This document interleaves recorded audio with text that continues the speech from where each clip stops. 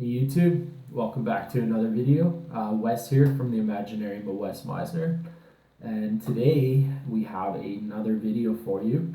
I'm going to talk about my top 4 ways to find inspiration.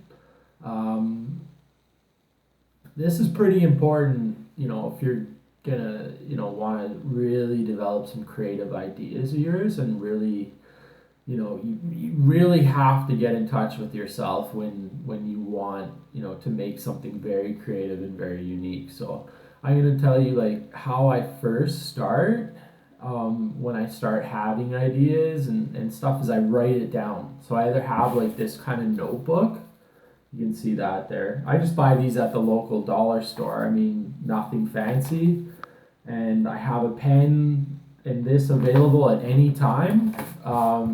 And when I get flashes of creative ideas or anything, I write it down. Or else I also have a notepad on my smartphone, and I'll write down ideas that way as well. So that's usually the start. And then, it helps you go from your imagination and put it on a piece of paper so that you don't forget it or you're clear and concise.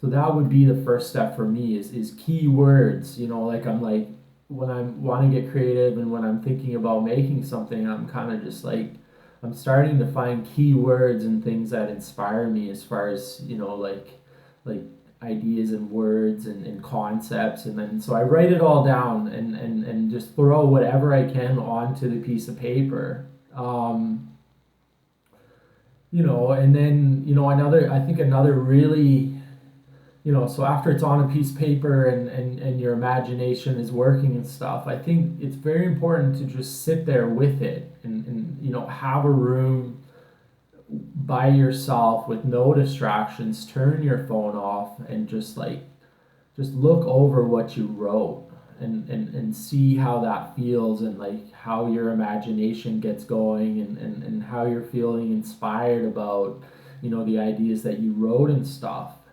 So I could sit there for an hour or two and with my book and just think and just feel and just kind of let my imagination work a little bit about a piece and maybe the surface treatments or kind of the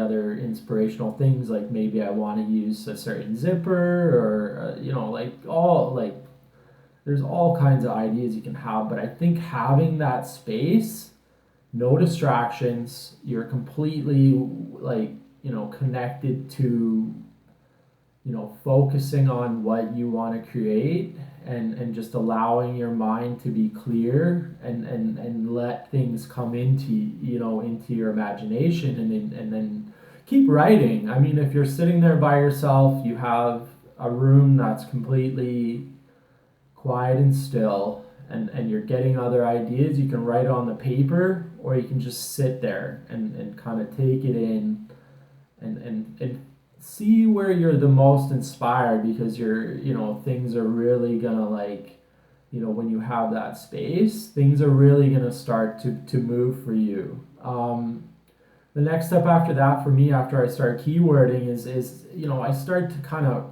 poke around in the studio and I start looking at the fabric I have. I start to kind of just go through my bins of like scraps and I start to feel fabric. And if you don't have a lot of fabric, then I guess you can go down to fabric stores and start feeling fabric and allowing yourself to kind of feel some stuff and get inspired and really referencing from your keywords and what you're imagining. So that will help a lot. I don't jump on the internet and start looking at, what other designers are doing and just all that kind of stuff. So, I mean, for me, it's more like, it's about, tapping into my imagination and then feeling fabric and then going on how I feel and things get inspiring that way for me. And then the last step, would be to, start, you know, starting the technical drawing, so starting to, get it on paper, like the lines, and that also is another period where you need to have silence, you need to not be distracted, and you need to just start putting lines on the paper, and really figuring out the shape, and the seams and where the zippers are going, and all that kind of technical stuff that you're doing with a technical drawing.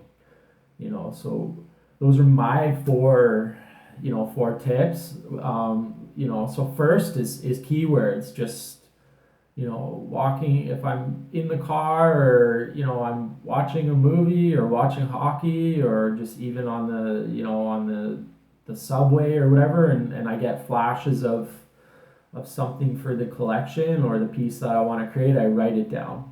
And then, yeah, the second step, once again, to recap, is just sitting there with what you've written down, and reading it over, and just like having it come into your brain, and allowing the creativity and your imagination to flow.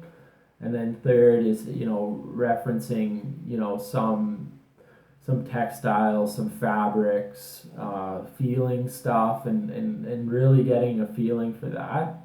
And then the fourth would be to start, lay it on the paper with the technical drawing, and once again, the same formula. You have you have what you've written down. You can refer back to that while you're doing the technical drawing, but you need it to be quiet, you need to be focused, you need to be connected to your creativity and your imagination. You can't have the phone, you can't be, your attention span, this can take hours. This could take 6 hours to design a piece that the way that I told you, and you don't need distractions, to really get connected on what you're trying to draw out of yourself as far as creativity goes. So, when you're doing this, please have a space where you're not distracted. Have your phone shut off, or any distractions, just get rid of them. Allow yourself to get it on the paper, and then start playing with it, and you'll be amazed at what's going to start coming out of your imagination, when you allow yourself to have like a firm process in creating. I hope this has helped you. Please email me. My email is below. If you have further questions, you can donate to my work. That's also below.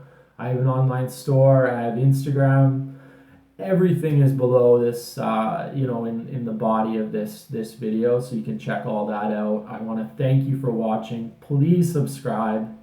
I want to thank everyone else for watching, and have a great day, and we'll see you next time. Thanks very much. Bye.